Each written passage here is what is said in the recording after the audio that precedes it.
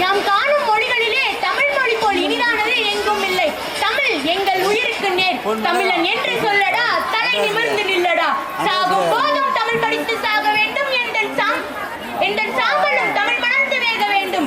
ஆகையால் என் தாய்மொழியான தமிழ் மொழியை வணங்கி அவையில் கூடியிருக்கும் ஆன்றோருக்கும் சான்றோருக்கும் என்னை போன்றோருக்கும் என் முதல் கண் வணக்கத்தை சொல்லி இப்பட்டிமன்றத்தை ஆரம்பிக்கிறேன். நம்ம காலையில எந்திரிச்சிலிருந்து வீட்டுல வாங்குற திட்டு, எரும மாடே ஒரு 5 டைம், மூதேவி ஒரு 10 டைம், நாயே ஒரு 35 டைம், அந்த போனை முதல்ல உடச்சு போடுற பாருன்னு நிமிஷத்துக்கு நிமிஷம் திட்டு வாங்கி அந்த போனை யூஸ் பண்றோமே, அந்த போன்ல நன்மை இருக்கா தீமை இருக்கான்னு இன்னும் ஒரு குழப்பமாவே இருக்குங்க.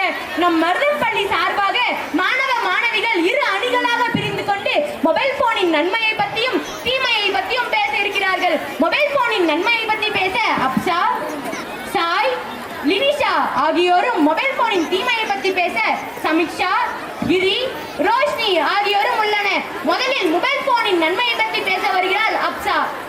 அனைவருக்கும் வணக்கம். நான் மொபைல் நன்மையிட பேசுறேன் மேடம். இந்த காலத்துல சைக்கிள் வெஹிக்கிள் ஆதவங்க கூட பார்த்துடலாம், ஆனா மொபைல் இல்லாதவங்களை பார்க்க முடியுமா?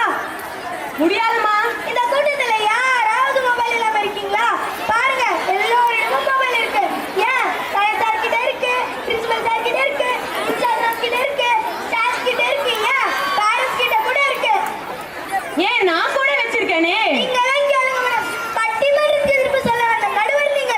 நன்மைக்கு தீர்ப்பு சொல்லவா இல்ல தீமைக்கு தீர்ப்பு சொல்லவா? இடையில உட்கார்ந்து முடிச்சிட்டு இருக்கீங்க. உங்ககிட்ட மொபைல் இருந்தா என்ன, இல்லைன்னா என்ன? இவங்க எல்லாம் சொல்றாங்களே மொபைல் தீமைன்னு, இவங்க கிட்ட மொபைல் இருக்கான்னு கேளுங்க. நீங்க எல்லாம் மொபைல் வச்சிருக்கீங்களா? வச்சிருக்கோம். நீங்க மொபைல் தீமைன்னு சொல்றீங்க, அப்ப எதுக்கு வச்சிருக்கீங்க? எடுத்து தூரம் வைக்கிறது தானே.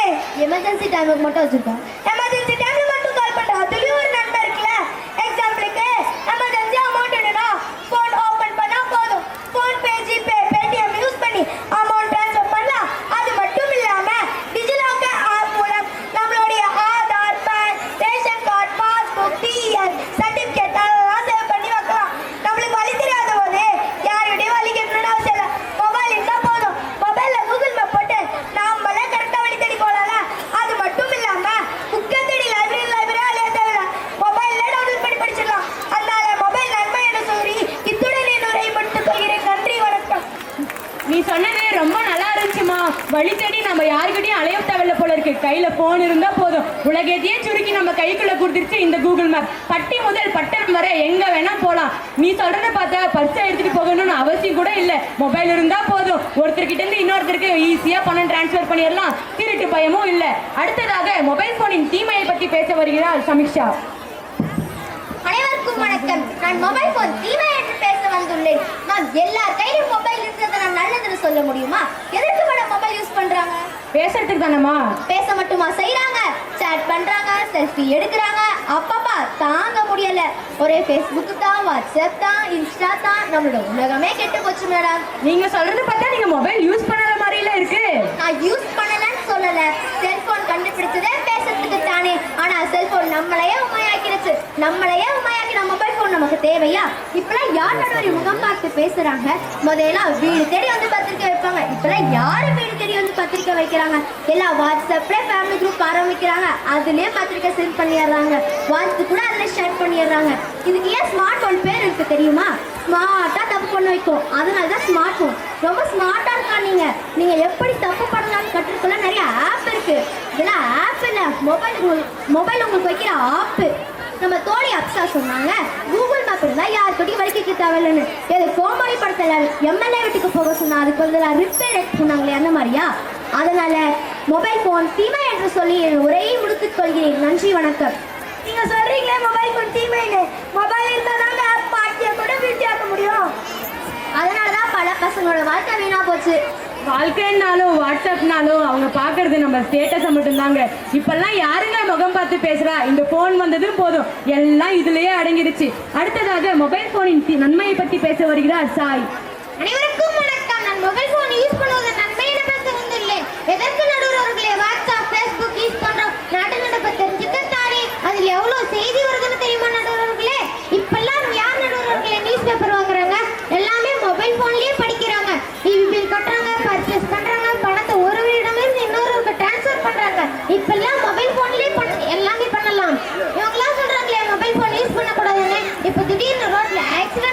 அப்ப என்ன நடுவர்களே பண்ணுவீங்க? போன் இருந்தா தானே 108 கால் பண்ண முடியும், 108 வந்தா தானே ஹாஸ்பிட்டல் கூட்டிட்டு போக முடியும், ஹாஸ்பிட்டல் கூட்டிட்டு போனா தானே அவங்க உயிரை காப்பாற்ற முடியும். எனவே மொபைல் போன் யூஸ் பண்ணது நன்மை என பலமுறை கூறி இத்துடன் சொற்பொழிவை முடித்துக் கொள்கிறேன். நன்றி, வணக்கம். நீ சொன்னது ரொம்ப சரிதான்ப்பா. போனை கையில் எடுத்தாதான் நாட்டு நடப்பு தெரிஞ்சுக்க முடியும். ஆனா மொபைல் போனை கையிலேருந்து கீழே வச்சாதான் நம்ம வீட்டில் என்ன நடக்குதுன்னே தெரியும். அடுத்ததாக மொபைல் போனின் தீமையை பத்தி பேச வருகிறார் சாய். அனைவருக்கும் வணக்கம். மொபைல் போன் தீமையில பேச வந்துள்ளேன். விபத்து நடந்தா ஆம்புலன்ஸ் மொபைல் தான் யூஸ் ஆகுது. ஆனா விபத்து நடக்குது மொபைல் தான். வண்டி ஓட்டும் போது மொபைல் யூஸ் பண்றாங்க, பஸ்ல டிக்கெட் எடுக்கும் மொபைல் யூஸ் பண்றாங்க. இந்த மொபைல் எத்தனை உயிர் எடுத்திருக்கு தெரியுங்களா மேடம்? இந்த மொபைல் யூஸ் பண்றவங்க யார்கிட்ட பேசி யார் தேடி போறாங்க தெரியுங்களா? யார் தேடி போறாங்க? எமங்கிட்ட பேசிட்டு எவனையே தேடி போறாங்க மேடம். அப்போ மொபைல் போன் பேசுறவங்க எல்லாம் டைரக்டா எமன் கிட்டே கான்டாக்ட் பண்றாங்க. நான் அப்படி சொல்ல வரல மேடம். அவங்க ஏற்பட்ட ஆபத்தை தான் நான் சொல்ல வரேன். அவங்க ஆயா போன் பேசிட்டு போறாங்க. அதனால் முன்னாடி வர வண்டி பின்னாடி வர வண்டி தெரியவே மாட்டேங்குது மேடம். அதனால் இவ்வளவு பெரிய ஆபத்து இருக்கு தெரியுங்களா? அவங்க ஒரு நிமிடம் வண்டி ஓரமா எடுத்து போன் பேசிட்டு போனாங்க தானே. அவங்க உயிருக்கு ஆபத்து ஏற்படக்கூடாது கவர்மெண்ட் அந்த ஹெல்மெட் யூஸ் பண்ண சொல்றாங்க. ஆனா அந்த ஹெல்மெட்ல கேப் இட்டு மொபைல் கனெக்ட் பண்ணி மொபைல் யூஸ் பண்றாங்க. நான் நடித்து சொல்கிறேன் மொபைல் தீமை என்று. இத்துடன் என் சொற்பொழிவை முடித்துக் கொள்கிறேன். அனைவருக்கும் நன்றி.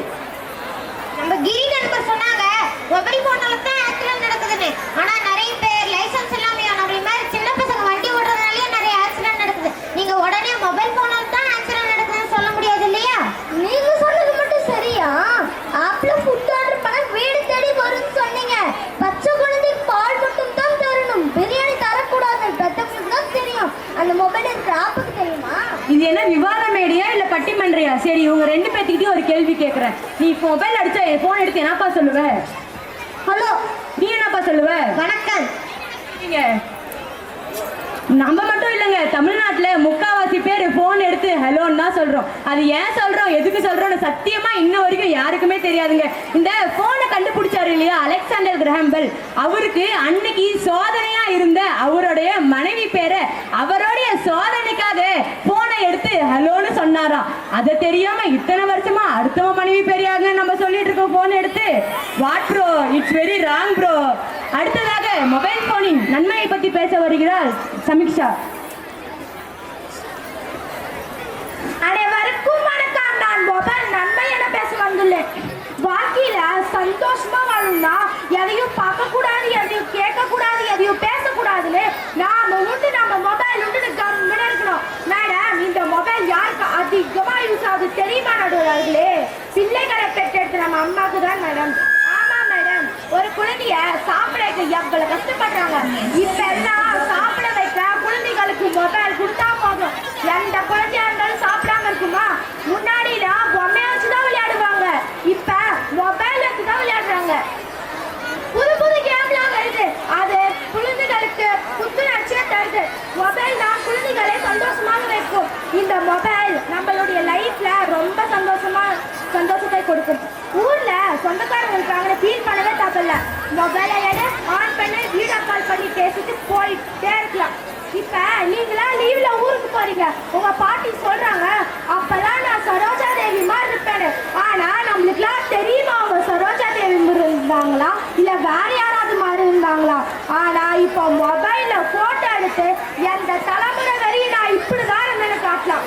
சரி, கடைசியா உனக்கு கேட்கிறேன், மொபைல் தீமைன்னு சொல்றீங்களே. 2 வருஷம் லாக்டவுன்ல ஆன்லைன் கிளாஸ் அட்டெண்ட் பண்ணாங்க. அதுல நிறைய பிரச்சனை வந்துச்சு, நான் இல்லைன்னு சொல்லல. ஆனா அந்த ஆன்லைன் கிளாஸ் மட்டும் இல்லைன்னா எத்தனை மாணவர்களோட வாழ்க்கை இன்னைக்கு கேள்விக்குறியா இருக்கும். இப்பெல்லாம் நன்மை வச்சிருக்க அந்த மொபைலை தீமைன்னு சொல்றதுல என்ன நியாயம்? இது நன்மையா தீமையா நீங்களே சொல்லுங்க. இது நீங்க என்ன வேணா சொல்லிக்கலாம். ஆனா என்னை பொறுத்த வரையிலும் மொபைல் நன்மையா என்று இத்துடன் என் உரையை முடித்துக் கொள்கிறேன். நன்றி, வணக்கம். நீ சொன்னது ரொம்ப சரிதாம்மா. இப்பெல்லாம் ஒரு பையன் ஃபோன் பண்றான் அவங்க அப்பாக்கு, அப்பா எங்கப்பா இருக்க? அதுக்கு அந்த அப்பா சொல்றாரு, அப்பா இங்க ஊர்ல இருக்கப்பா. சரிப்பா, ஊர்ல இருந்து எப்பப்பா வருவேன்றாரு. அதுக்கு அந்த அப்பா சொல்றாங்க, பா காக்கா கத்துனா வந்துருவேன்ப்பா அப்படின்றாங்க. பா வந்துட்டு எப்பப்பா வீட்டுக்கு போவேன் அப்படின்றாங்க. உங்க அம்மா கத்துனா நான் வீட்டுக்கு போயிடுவேன்ப்பா அப்படின்றாங்க. இப்படிலாம் இருந்தா எப்படிங்க சந்தோஷமா இருக்க முடியும்? அடுத்ததாக மொபைல் போனின் தீமையை பத்தி பேச வருகிறார் ரோஷினி. அனைவருக்கும் வணக்கம். நான் மொபைல் போன் தீமை என பேச வந்துள்ளேன். குழந்தைகளை சிரிக்க வைக்கிற மொபைல்ல குழந்தைகளுக்கு எவ்வளவு பிரச்சனை இருக்கு தெரியுமா நடுவர் அவர்களே? எவ்வளவு பிரச்சனமா இருக்கு. இப்பெல்லாம் எந்த குடும்பத்துல சந்தோஷமா இருக்காங்க? அம்மா ஒரு பக்கம் அப்பா ஒரு பக்கம் மொபைல் பார்க்கறதுனால குழந்தைகளுக்கு என்ன வேணும்னு கூட கேட்கறது இல்ல. அதனால குழந்தையும் மொபைல் பார்க்க ஆரம்பிச்சிடுறாங்க. இதனால கவனக்குறைவு, மூளை பாதிப்பு, புற்றுநோய், வலிப்பு நோய், அது மட்டும் அல்லாமல் இந்த காலத்துல கேன்சர் கூட ஏற்படுது நடுவர் அவர்களே. நம்ம நிமிஷா சொன்னாங்க, மொபைல் இருந்தா போதும், குழந்தை யாரோடைய உதவும் இல்லாமல் சாப்பிடும் என்று சொன்னாங்க. ஆனா அது நல்ல விஷயமா நடுவரே? இவற்றில் எது தெரியுமா சந்தோஷம்? அப்பாவின் முதுகில் உப்பு மூட்டை ஏறி, அம்மாவின் மடியில் படுத்துறங்கி, அண்ணன் தங்கைகளோடு ஓடி பிடித்தாடி, பாட்டிமார்களோடு பல கதைகள் பேசி, விழாமுற்றத்தில் சோறுட்டி மகிழ்ந்த காலங்கள் எங்கே தொலைந்தனவோ, எந்த நேரமும் எங்களை பிடித்தாடுகிறது. மொபைல் யூஸ் பண்றதுனால படிப்பு, கவனம் எல்லாத்தையும் சிதற விட்டுறாங்க. மொபைல்ல கேம் விளையாடுறதுனால கண் பார்வை குறைகிறது. அது மட்டும் இல்லாம டைம் தான் வேஸ்ட் ஆகி நடுவர் அவர்களே. அன்று ஊரில் யாரோ ஒருவரிடம் தொலைபேசி இருந்த போது சொந்தங்களுடன் பேச ஆசையாய் ஓடி வந்தோம். ஆனால் இன்று வீட்டில் அனைவரிடமும் தொலைபேசி இருந்தும் பேச சொந்தமும் இல்லை, ஆசையும் இல்லை. எனவே நம்ம குழந்தைகளை பாதிக்கிற மொபைல் நமக்கு தீமை என சொல்லி இத்துடன் விடைபெறுகிறேன். நன்றி, வணக்கம். நீ சொன்னது ரொம்ப கரெக்ட் தான்மா. அந்த காலத்துல நிலாவை காமிச்சு சாப்பாடு ஊட்டின அம்மா இந்த காலத்துல மொபைலை காமிச்சு சாப்பாடு ஊட்டுறாங்க. அது நம்ம பெற்றவங்க பண்ண தப்பு தான். மொபைல் போன் தப்பு இல்லை. மொபைல் போன் நீ ஆன் பண்ணாலும் ஆன் ஆகும், நான் ஆன் பண்ணாலும் ஆன் ஆகும். ரெண்டா பக்கமும் சிக்கலா இருக்கு. இப்போ என்ன சொல்றதுன்னே தெரியல.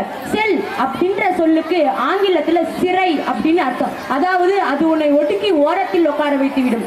அதே செல் அப்படின்ற சொல்லுக்கு தமிழ்ல முன்னே செல், முன்னேறி செல், மேலே மேலே செல் அப்படின்ற ஒரு பொருள் இருக்கு இல்லையா? நல்லவர்களுக்கு, நல்லதை தேடுபவர்களுக்கு, நல்லதை செய்பவர்களுக்கு நன்மையாய் அமைகிறது இந்த மொபைல் போன். தீயவர்களுக்கு, தீமையை தேடுபவர்களுக்கு, தீமையை தான் தன் வாழ்வில் செய்வேன் என்று இருப்பவர்களுக்கு துணை நிற்பது போல தீமையாக அமைகிறது இந்த மொபைல் போன். நம்ம மக்கள் நன்மையை விட தீமையை தாங்க தேடி போவாங்க. நன்மையை சொல்லித்தாங்க, இது பல நன்மை இருக்கு. தீமை தீமை என்று சொல்ல தீமை தான் வந்து சேரும். நன்மையை சொல்வோம், நன்மையே நடக்கும். நல்ல சக்தின்னு ஒன்று இருந்தா தீய சக்தின்னு ஒன்று இருக்காதாங்க. அளவுக்கு மீறினால் அமிர்தமும் நஞ்சுங்க. அளவோட யூஸ் பண்ணா எல்லாமே நல்லது தாங்க. Too much of anything is good for nothing என்று கூறி வாய்ப்பளித்த அனைத்து நல்லுள்ளங்களுக்கும் நன்றி சொல்லி விடைபெறுகிறோம். நன்றி, வணக்கம்.